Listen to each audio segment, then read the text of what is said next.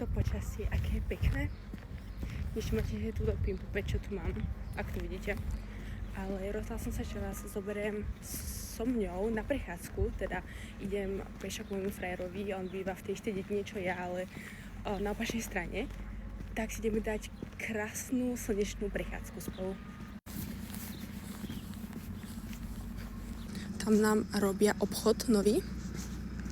Cesta odo mňa k môjmu frajerovi trvá cca pol hodinku. Sú to také 2 kilometre, by som povedala. Dala som si takú zimnú bundu a celkom teplo mi je.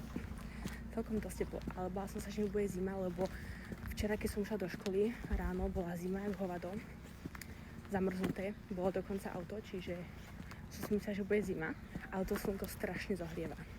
Inak aj veľa ľudí sa ma pýta, že či cvičím, alebo proste čo robím, keď jem, že mekáč a mám takú celkom dobrú postavu.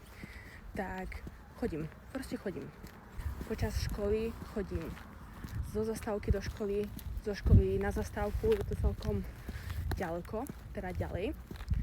Keď sú prázdniny cez leto, tak chodím takto, že pešo k frajerovi, alebo sa chodíme prechádzať kamaráti po dedine. A keď je zle počasie, tak mám doma bežiaci pás. Tu máme náš kostol. Pozrite sa, čo sme kúpili na pumpe. Tu za mnou sme mali náš starý obchod, teda ešte stále funguje, lebo ten nový sa ešte nepostavil. Dneska ináč dám ten energetiak, keď dojdem k frajerovi, lebo dneska ho budem potrebovať. Ideme si sadnúť k nemu a troška popijeme. Ja som skúpila drinky, absolút drinky. Ty kokos, to počasie. Tuto máme obecný úrad. Ináč konečne nám spravili paketu. Ale mala som si dať nejakú tenšiu bundu, ale ja som radšej, že nech mi je teplo, ako nech mi je zima. Tak radšej som v teplušku. Teraz už idem na túto extrémne dlhú hlavnú cestu. Tuto bol taký starý dom volakedy a chodili sme tam, keď sme boli mali, pozerať sa, že čo tam je vnútri. Jaký havo. Ahoj. Ježiš, ty si aký zlatý. To má niekto asi nového psa, lebo ten havo tu nebýval. Ježiš, aký zlatý. A tu sa predáva dom.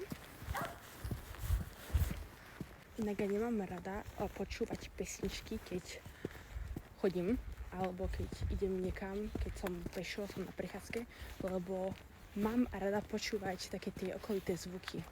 Zvuky prírody, proste života, chápete?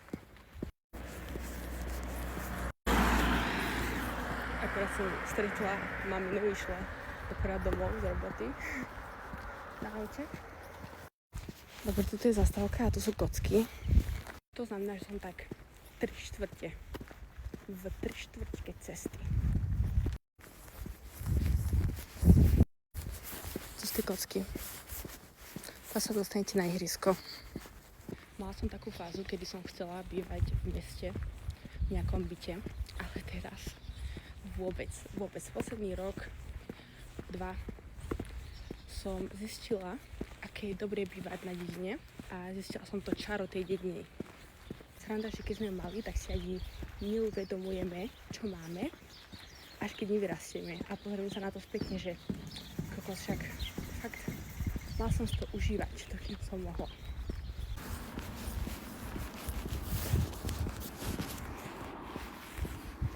Toto je celkom dosť namáhavý kopec.